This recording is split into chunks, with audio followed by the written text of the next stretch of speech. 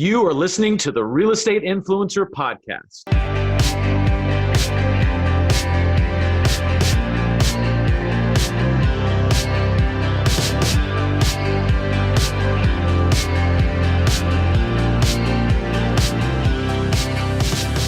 Welcome to the Real Estate Influencer Podcast. We are happy to see you here. I'm your host, Matt Andrews, and this is the podcast for real estate coaches, educators, speakers, product creators, software developers, group leaders, marketers, and entrepreneurs. Basically, if you're a leader in the real estate investing world, if you serve the real estate investing community with training, goods, or services, you are in the right place. And we're all about marketing here. You guys hear me say it all the time. It's all about getting better at our marketing, because getting better at marketing really means getting better at communicating and communicating our message to the people whom that message will help, right? So we're all about our students here, our clients, our tribes, our communities that we've created, and how we get better at providing them with what they need to be successful. And we have had a special guest on before. I've asked him to come on again. Mr. Jeremy Knauff is on again, marketing and branding and digital marketing extraordinaire. Jeremy, how you doing, man? Doing outstanding. It's always a pleasure to join you, Matt. Yeah, man, we appreciate it. And something I didn't mention when you were on before that I should have mentioned, you are a veteran, and we love and respect and appreciate what you have done for our country. So just wanted to put that out there too. And also so that you understand that Jeremy's not to be messed with, man. Jeremy can take you down 10 different ways right now, right? But he has taken that mindset and he's brought it to the marketing world. And I love the way that he's brought that, because he's all about the process. He's all about creating a process and creating a template and creating a proven way to accomplish something. So anything that he wants to accomplish, the first thing he thinks about is, how do I systemize it? And as an entrepreneur and as a creative like I am and like a lot of you are, many times we don't create processes, right? We're talented people. We go out there and make things happen. Many times we can leapfrog a lot of other people just with our sheer energy and our grit, right? But when we take that kind of mindset and put real processes and real systems behind it, well, that's when business really works. That's when business explodes, right? And making the commitment to doing that is sometimes uncomfortable, but in the end, it's what we need to do. And it's what Jeremy is an expert at and what he pushes me to do in my own business. So Jeremy, thanks for being here, man. I think today we're talking about podcasts, right? And a lot of us have podcasts. A lot of us are guests on podcasts. We're going to talk specifically today about how we get booked on podcasts. And we talked before about authority and how you establish third-party authority. Jeremy, getting on podcasts and being a guest expert on a podcast, that's another way to establish authority, right?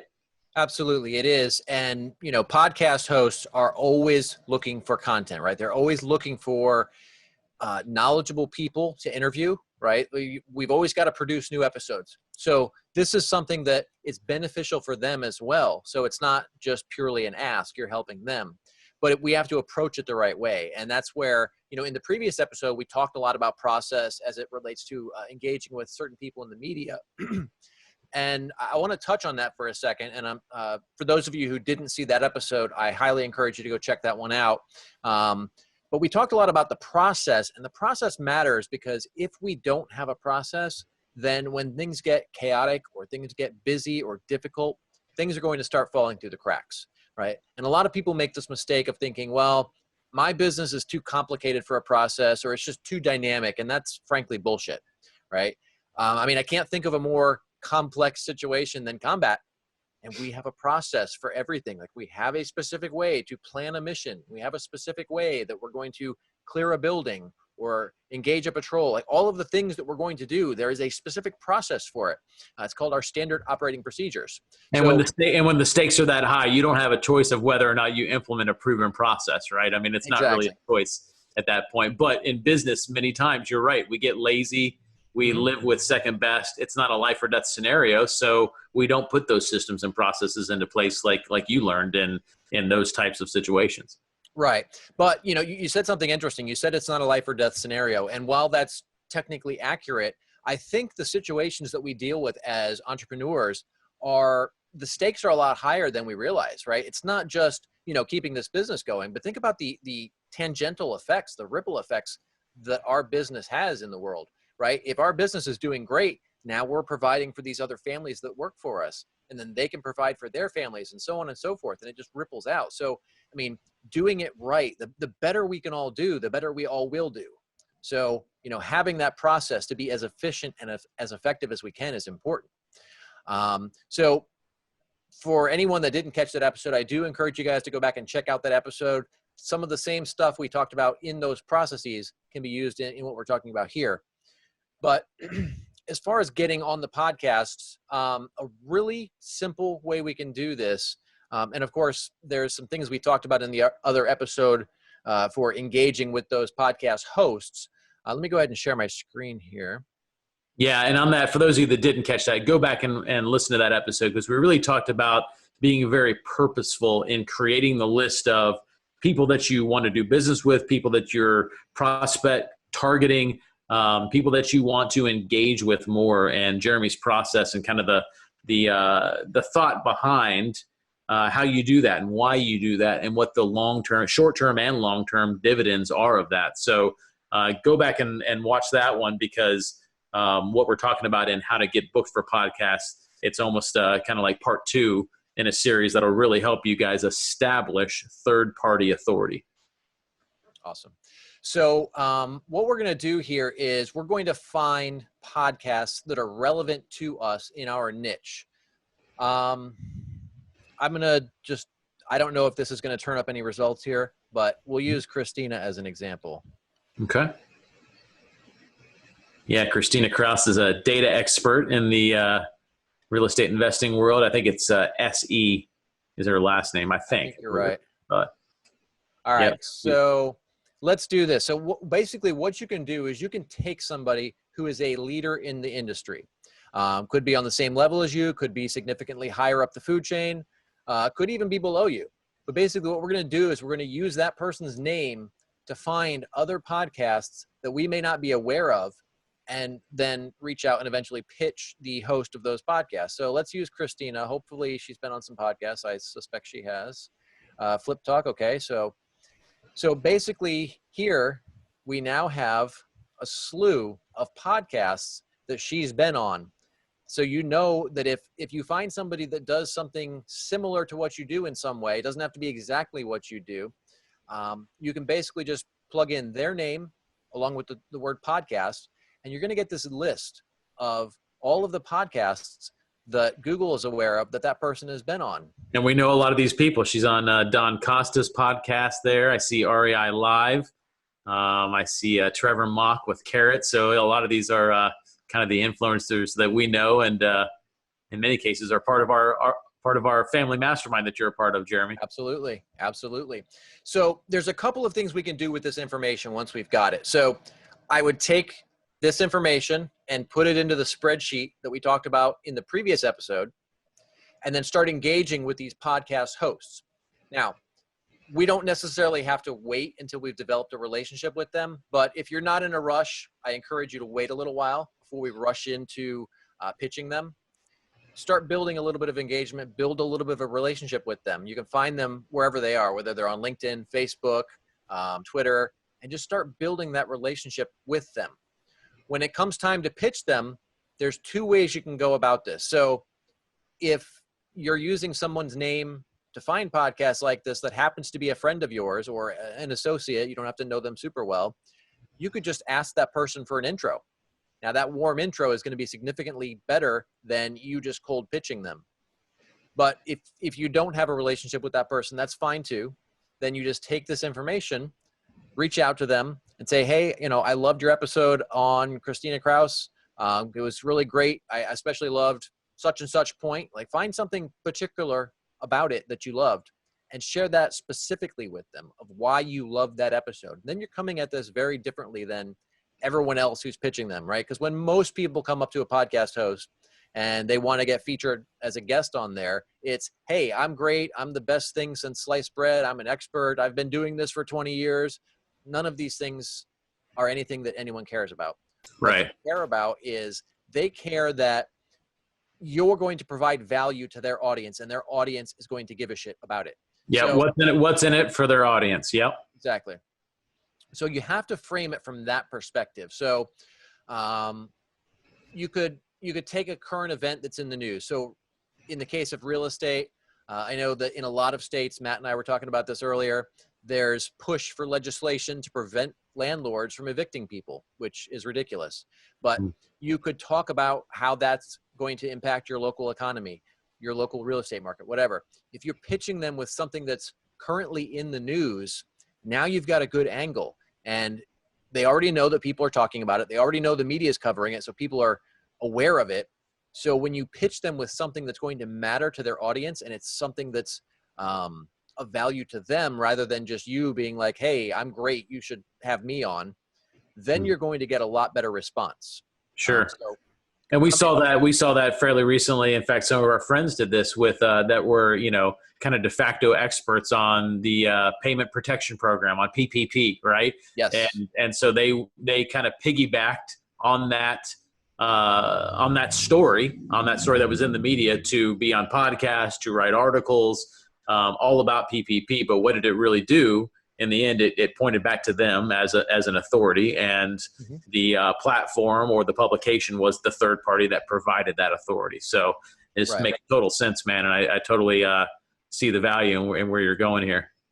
Now, I will share a really important thing that most people either aren't aware of, or it slips their mind because they don't have what don't they have, Matt? Because they don't have a plan, they don't have a system. Process, yes. System, process. Tomato.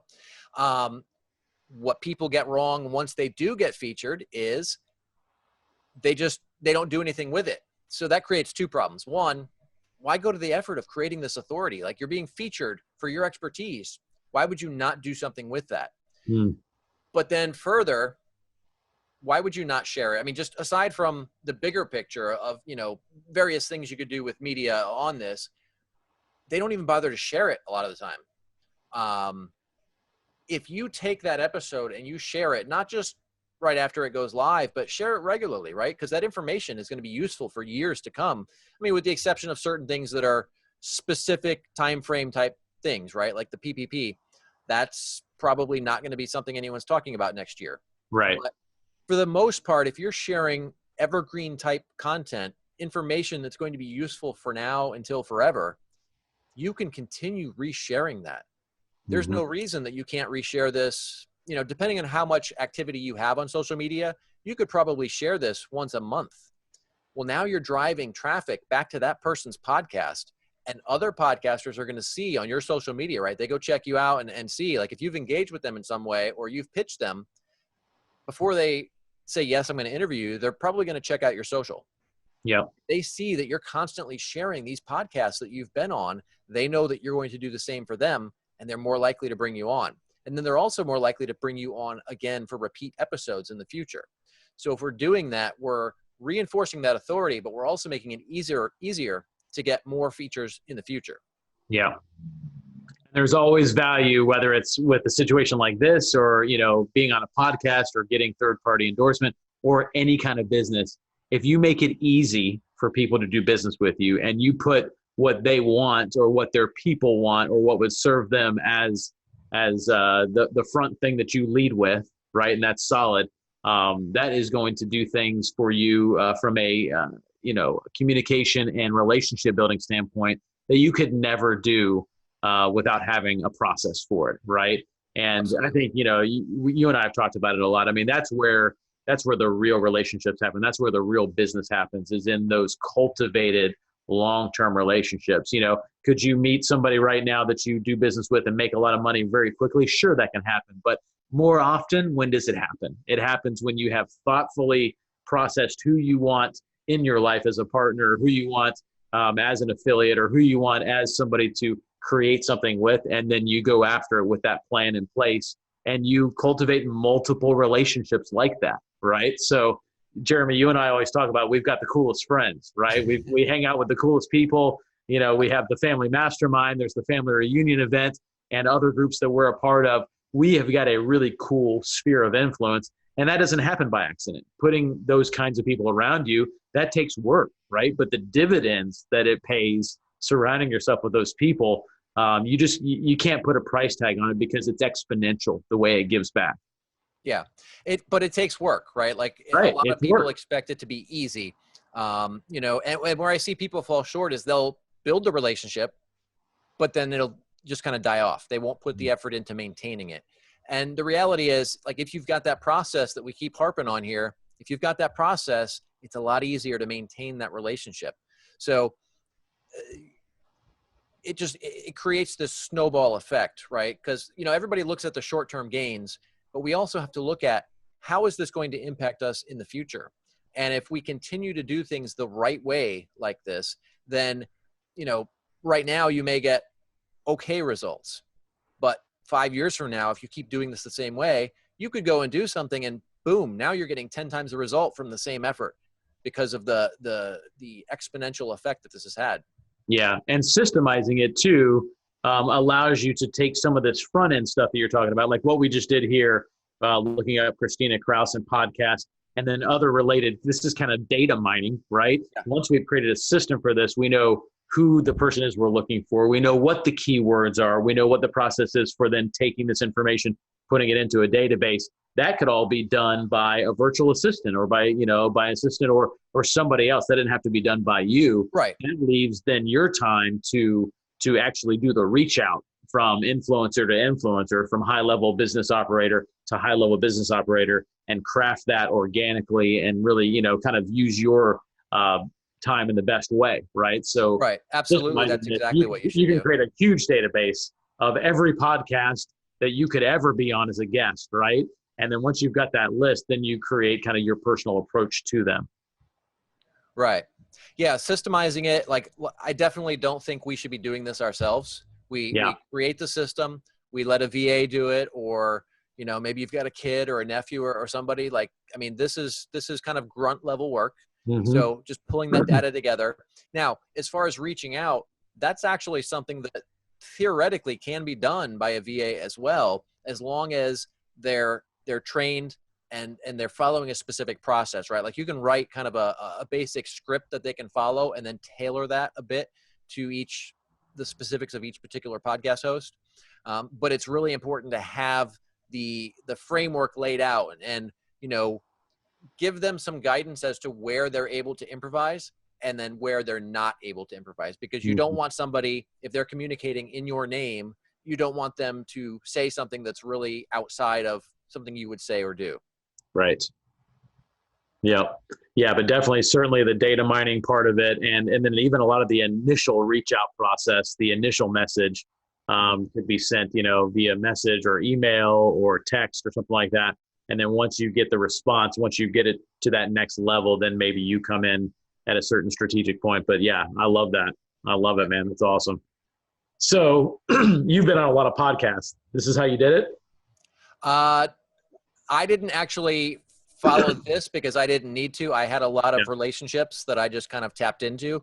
But I'm getting ready to do a big push myself. And this is exactly what I'm going to be doing on this point. The other side of that is, my relationships played a role in a lot of the podcasts that I was on because people just knew who I was. So if I wanted to talk about something, I just said something and they made it happen. But then also I had a lot of other people, and I regularly get people reaching out to me wanting to interview me. And that's where we talked about the snowball effect is once you get doing this for a while, we mentioned earlier in the beginning of this that podcasters are always looking for content. If they're seeing somebody else interviewing you and it was a great interview, well, of course, they're going to want to do the same. So some of this work will actually come off your plate because instead of you chasing people down, they're going to come to you. I mean, if you look at some of the big people, Robert Kiyosaki, for example, I know damn well he's not out here reaching out to podcast people and saying, hey, can I be on your show, right? People are inviting him. So once you get to a certain level, this just becomes kind of a self-sustaining funnel, so to speak.